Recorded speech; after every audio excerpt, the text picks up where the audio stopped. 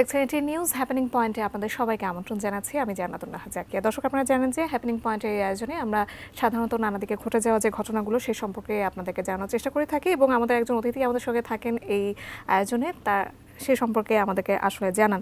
আমরা আজকে ফুসফুস ক্যান্সার নিয়ে কথা বলবো এবং আপনারা জানেন নিশ্চয়ই যে ফুসফুস ক্যান্সার অন্যতম সাধারণ এবং বিপজ্জনক ক্যান্সারগুলোর মধ্যে একটি, এবং বিশ্বব্যাপী যে ক্যান্সারগুলোর কথা সবচেয়ে বেশি বলা হয় মৃত্যু হারের ক্ষেত্রে, সেক্ষেত্রে কিন্তু ফুসফুসে ক্যান্সার অন্যতম। আপনারা বুঝতে পারছেন আজকে ফুসফুস ক্যান্সারের ঝুঁকি নিয়ে আমরা কথা বলবো এবং এ নিয়ে কথা বলার জন্য আজকে স্টুডিওতে আমাদের সাথে অতিথি হিসেবে আছেন doctor Tousifur Rahman, consultant, TMSS cancer centre, Bogura. আপনাকে স্বাগত জানাচ্ছি আমাদের আয়োজনে। অনেক ধন্যবাদ। একদম শুরুতেই আপনার কাছে জানতে চাই, ফুসফুস ক্যান্সার আসলে কি? হ্যাঁ, ধন্যবাদ। ফুসফুস ক্যান্সার আসলে আমাদের শরীরে ফুসফুস আছে দুইটা। এটা হচ্ছে আমাদের শ্বাসতন্ত্রের প্রধান অর্গান। তো এই ফুসফুসে যে ক্যান্সারটি হয় সেটি হচ্ছে ফুসফুস ক্যান্সার। তো ফুসফুস ক্যান্সার ফুসফুসে বললেও এটা আসলে অনেক ধরনের ভ্যারাইটি আছে। তো তার ভিতরে আমরা যদি মেজর কয়েকটি ভ্যারাইটির নাম বলতে চাই, তো সেটা হচ্ছে adenocarcinoma, squamous cell carcinoma, large cell carcinoma এবং স্মল সেল কার্সিনোমা। তো এগুলোকে আসলে মোটামুটিভাবে আমরা ফুসফুস ক্যান্সার হিসেবে চিনে থাকি। আচ্ছা, আমরা যে প্রধান কারণগুলো আসলে জানি ফুসফুস ক্যান্সারের ক্ষেত্রে, সেক্ষেত্রে কিন্তু ধূমপানকে বলা হয় প্রধানতম কারণ। এছাড়া আর কি কি কারণ আছে আসলে? হ্যাঁ, ফুসফুস ক্যান্সারের আসলে কারণ হিসেবে ধূমপানকে বলাই যায়। এটাকে আগে বলা হতো যে উচ্চ ঝুঁকির ফ্যাক্টর বা হাই রিস্ক ফ্যাক্টর, কিন্তু বর্তমানে এটাকে একটা পজিটিভ এজেন্ট হিসেবে চিহ্নিত করা হচ্ছে। কারণ বর্তমানে দেখা যায় যে 100 জন ফুসফুস ক্যান্সার রোগীর মধ্যে দেখা যায় যে 85 to 90% হচ্ছে ধূমপায়ী, এবং দেখা যায় যে বাকিরা যারা ধূমপায়ী না তারাও দেখা যাচ্ছে প্যাসিভলি স্মোকিং এর শিকার। যে পরিবারের নারী শিশু দেখা যাচ্ছে পুরুষ সদস্য অ্যাক্টিভ স্মোকার আর অন্যরা প্যাসিভ স্মোকার, বা অন্যরাও দেখা যাচ্ছে যারা অধূমপায়ী হিসেবে করতেছে তাদের কোনো ফ্রেন্ড বা তারা যেই পরিবেশে চলাফেরা করে সেখানে আসলে ধূমপায়ী ব্যক্তি আছে।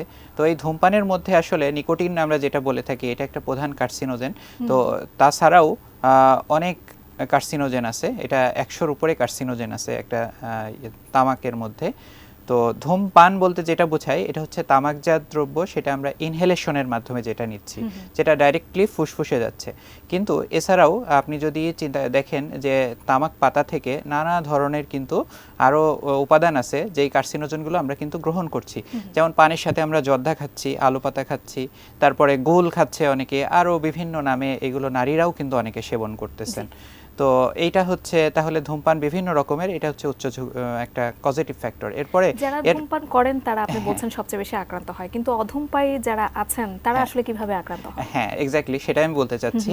যে দ্বিতীয় কারণ আমি যদি বলি, সেটা হচ্ছে এয়ার পলিউশন।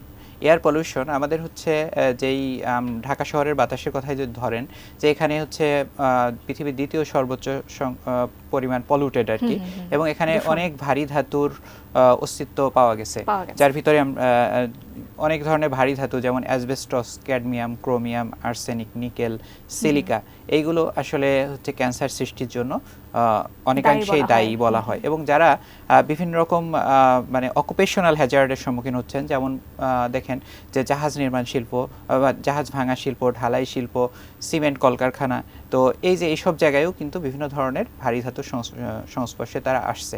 এরপরে যদি বলেন যে যাদের দীর্ঘস্থায়ী ফুসফুসের রোগ রয়েছে, যেমন আপনি দেখবেন যে হচ্ছে ক্রনিক অবস্ট্রাকটিভ পালমোনারি ডিজিজ, যেটাকে আমরা সিওপিডি বলি, ক্রনিক আনকন্ট্রোলড অ্যাজমা যাদের আছে, ব্রঙ্কিয়েক্টেসিস যাদের আছে, diffuse parenchymal lung disease, DPLD আমরা বলে থাকি। তো এই নানাবিধ ক্রনিক যেই ফুসফুসের যেই সমস্যাগুলো রয়েছে, তো এইগুলো থেকেও একটা সময় ফুসফুস ক্যান্সারে রূপান্তর লাভ করতে পারে। এরপরে সাধারণ কিছু ফ্যাক্টর যদি বলেন, সাধারণ ফ্যাক্টরের ভিতরে যেমন আমাদের হচ্ছে খাদ্যাভ্যাস, আমাদের দৈনন্দিন জীবনে আমরা দেখা যাচ্ছে যে প্যাকেটজাত খাবারই বেশি খাচ্ছি, ফ্রেশ খাবার কম খাচ্ছি, তারপরে বিভিন্ন রকম কেমিক্যালের সংস্পর্শে, কার্সিনোজেনের সংস্পর্শে আসতেছি।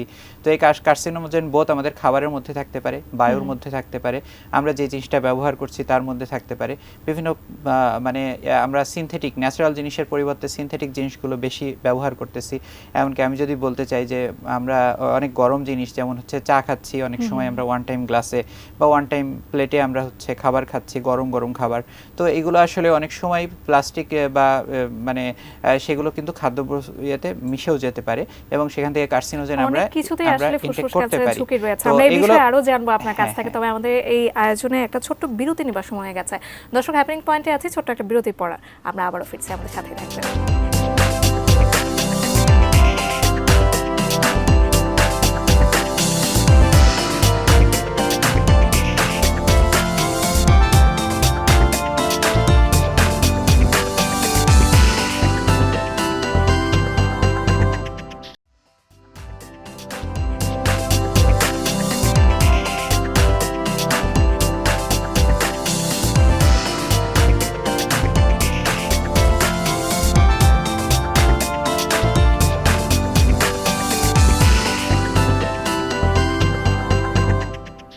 বিরতির পর আরও একবার আমন্ত্রণ জানাচ্ছি আজকের হ্যাপেনিং পয়েন্টের আয়োজন, এবং আজকে আমরা কথা বলছিলাম ফুসফুস ক্যান্সারের ঝুঁকি। ডাক্তার তৌসিফুর রহমান আজকে আমাদের সঙ্গে আছেন। বিরতিতে যাওয়ার আগ মুহূর্তে আসলে আমরা ফুসফুস ক্যান্সারের নানাবিধ ঝুঁকি নিয়ে কথা বলছিলাম। এই মুহূর্তে যদি একটু লক্ষণ সম্পর্কে আপনার কাছ থেকে জানতে চাই, প্রাথমিক লক্ষণগুলো কি? হ্যাঁ, ধন্যবাদ। ফুসফুস ক্যান্সারের লক্ষণগুলো আসলে আমাদের মোটামুটি জানা, যেগুলো খুবই সাধারণ হিসেবে প্রেজেন্ট করে। যেমন ধরেন, এক নাম্বার হচ্ছে কাশি। তো যারা যারা দীর্ঘস্থায়ী কাশির রোগ আছে তাদের ক্ষেত্রে অ্যালার্ট থাকতে হবে কি, যে এই কাশির সাথে যদি কখনো রক্ত ওঠে, যদি কখনো হচ্ছে কাশির সাথে স্বর ডেবে যায়, যদি অতিরিক্ত ওজন কমে যায়, অতিরিক্ত শারীরিক দুর্বলতা থাকে, যদি কাশির সাথে তার শ্বাসকষ্ট থাকে, তাহলে আমরা চিন্তা করব যে তার এটা ইভ্যালুয়েট করা দরকার। যাদের দীর্ঘস্থায়ী কাশির রোগ আছে তাদের ক্ষেত্রে। এরপরে আসুন যে বুকে ব্যথা। বুকে ব্যথাটা সেটাও হতে পারে যদি চেস্ট ওয়ালের সাইডে টিউমারটা যদি আমাদের বুকের মানে চেস্ট ওয়ালের দিকে যদি হয়ে থাকে তাহলে সেটাও হতে পারে। এরপরে আপনার হচ্ছে ওজন কমে যাওয়া, তারপরে খাবার অরুচি, তারপরে হচ্ছে আনএক্সপ্লেইনড ফিভার হতে পারে, তারপরে হচ্ছে আপনার রক্ত কমে যেতে পারে। এগুলো হচ্ছে সিস্টেমিক কারণে হতে পারে আর কি, যে কোনো ক্যান্সারের ক্ষেত্রেই। আর যেটা হলো যদি ছড়িয়ে যায়, এটা যদি ছড়িয়ে যায় তখন যদি ফুসফুসে থেকে যদি লিভারে ছড়ায় তখন অরুচি বেশি হবে, বমি ভাব, বমি হতে পারে। তারপরে হাড়ের মধ্যে ছড়ালে দেখা যাচ্ছে লো ব্যাক পেইন হতে পারে, এবং অনেক ক্ষেত্রে দেখা যায় যে চেয়ার থেকে পড়ে বা একটু হোঁচট খেয়েই মাজার হাড্ডি ভেঙে গেছে। তো বুঝতে হবে যে এটা প্যাথোলজিক্যাল ফ্র্যাকচার হতে পারে, বোন আগে থেকেই তার দুর্বল ছিল ছড়িয়ে পড়ার কারণে। এরপরে যদি ব্রেইনে যায় তাহলে তার দেখা যাচ্ছে স্ট্রোক লাইক প্রেজেন্টেশন হতে পারে, যেমন শরীরের একাংশ দুর্বল হতে পারে, হঠাৎ করে যে কোনো ধরনের ব্রেইনের ফিচারিয়ে নিয়ে আসতে পারে, মাথা ব্যথা হতে পারে, বমি হতে পারে, তো ইত্যাদি। আচ্ছা, আমরা যেহেতু শনাক্তকরণ নিয়ে কথা বলছি, আসলে ফুসফুস ক্যান্সার স্ক্রিনিং কে করাবে, এটা কার বিবেচনা করা উচিত বলে আপনার মনে হয়, এবং এর জন্য নির্দিষ্ট বয়স বা ঝুঁকি গোষ্ঠী রয়েছে কিনা? হ্যাঁ, অবশ্যই আছে। তো ফুসফুস ক্যান্সার আসলে এটা স্ক্রিনিং প্রিভেন্টেবল রোগ হিসেবে আমরা মনে করি না। WHO যে রিকমেন্ডেশন সেটা হচ্ছে আমাদের early detection can save lives. ফুসফুস ক্যান্সারের ক্ষেত্রে এই জিনিসটা আর কি। তো ফুসফুস ক্যান্সারের স্ক্রিনিং উচ্চ ঝুঁকিতে কারা রয়েছেন, আমি আগে বললাম যে উচ্চ ঝুঁকির মধ্যে কারা আছেন, তারা এবং যারা ধূমপায়ী, মানে 20 প্যাক এয়ার 20 বছর ধরে তারা প্রতিদিন 20টা করে মানে স্টিক সেবন করেছেন আর কি, 20 বছর ধরে এক কথায় যারা ধূমপায়ী এবং যাদের বয়স 50 বছরের উপরে এবং যাদের মধ্যে রিস্ক ফ্যাক্টর রয়েছে, তারা এই ফুসফুস ক্যান্সার স্ক্রিনিং করবেন। এবং ফুসফুস ক্যান্সার স্ক্রিনিং এর ক্ষেত্রে প্রথমত তারা ডাক্তারের কাছে যাবেন, একজন ক্যান্সার স্পেশালিস্টের কাছে যেতে পারেন, তারপরে তার সমস্যা খুলে বলবেন এবং প্রয়োজনীয় পরীক্ষার মধ্যে একটা চেস্ট এক্সরে অবশ্যই করতে হবে। আচ্ছা, ফুসফুস ক্যান্সার আসলে কিভাবে নির্ণয় করা হয়, এ নিয়ে যদি একটু বলি যে কোন পরীক্ষাগুলো আসলে সাধারণত করা হয়? হ্যাঁ, ফুসফুস ক্যান্সার শনাক্তকরণের জন্য আমাদেরকে বায়োপসি পরীক্ষার মাধ্যমে শনাক্তকরণ প্রয়োজন হয়। তো সেক্ষেত্রে আমাদের দুই ধরনের বায়োপসি করা হয়।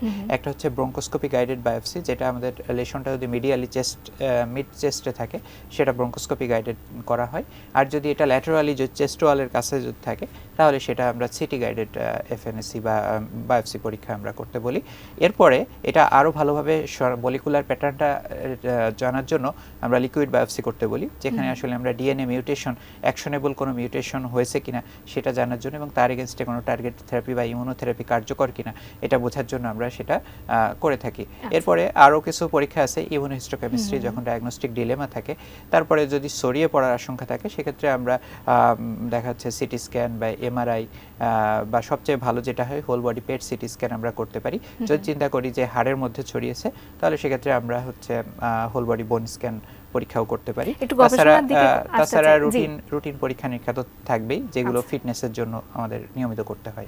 ফুসফুস ক্যান্সার চিকিৎসা আসলে নতুন কোনো অগ্রগতি বা কোনো গবেষণার দিক রয়েছে কিনা? ফুসফুস ক্যান্সারের চিকিৎসায় যুগান্তকারী অগ্রগতি হয়েছে এবং আমরা একটা সময় মনে করতাম যে ক্যান্সার আসলে হ্যাজ নো আনসার, এবং ফুসফুস ক্যান্সারের ক্ষেত্রে ছড়িয়ে পড়া ফুসফুস ক্যান্সারের চিকিৎসার ব্যাপারে আসলে অনেকেই নিরাশ থাকতেন যে এখন আর চিকিৎসা করে লাভ নেই। কিন্তু ছড়িয়ে পড়া ফুসফুস ক্যান্সারের ক্ষেত্রেও এখন আশার আলো জাগাচ্ছে টার্গেটেড থেরাপি এবং ইমিউনোথেরাপি।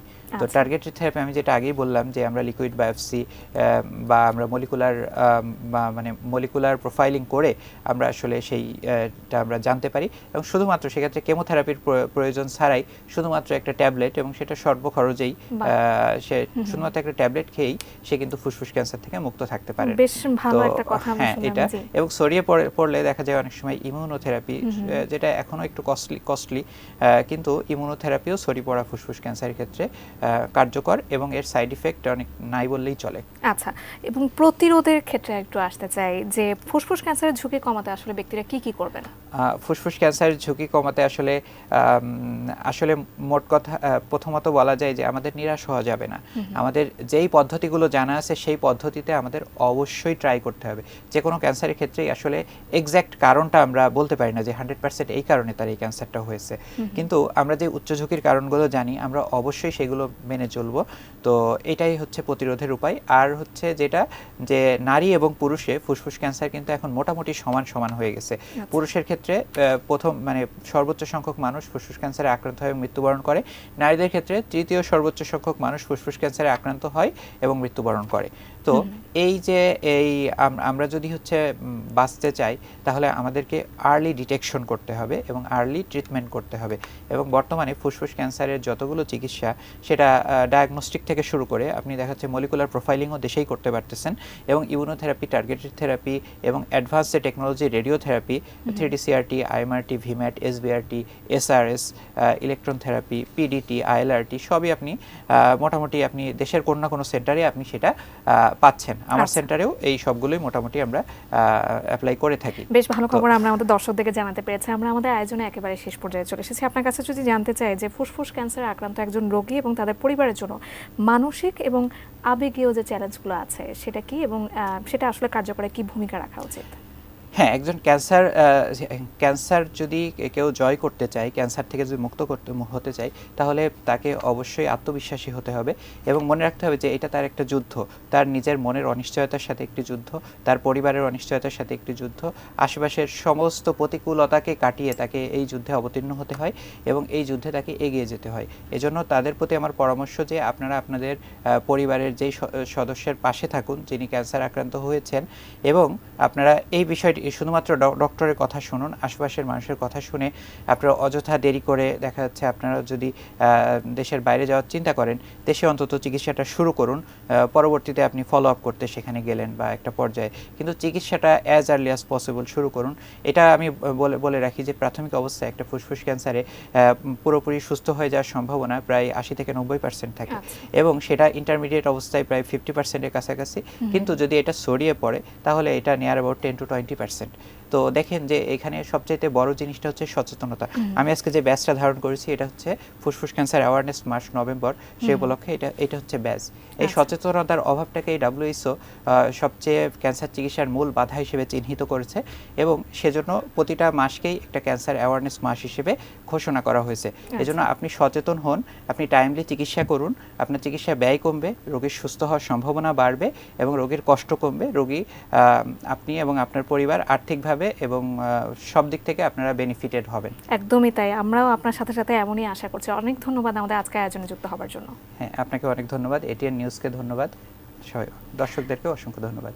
দর্শক, আজকে আমরা ফুসফুসের ঝুঁকি নিয়ে কথা বলছিলাম ডাক্তার তৌসিফুর রহমানের সঙ্গে। তিনি consultant TMSS cancer centre Bogura, এবং নভেম্বর মাসকে যে ক্যান্সার অ্যাওয়ারনেস মাস হিসেবে ঘোষণা করা হয়েছে, আমরা নিশ্চয়ই আমাদের আশেপাশে যারা আছেন আসলে এরকম ঝুঁকিতে তাদের ক্ষেত্রে সচেতনতা বৃদ্ধির চেষ্টা করবো, এবং আমাদের জীবনধারা যেটা আছে সেটা আমরা একটা নিয়মের মধ্যে নিয়ে আসতে চেষ্টা করবো। এই আশা রেখেই আজকে আমরা আমাদের আয়োজন এখানে শেষ করছি। অন্য কোনো দিন নিশ্চয়ই আমরা অন্য কোনো আয়োজন নিয়ে আপনাদের সামনে চলে আসবো। সেই পর্যন্ত এটিএন নিউজের সঙ্গে থাকবেন। ধন্যবাদ।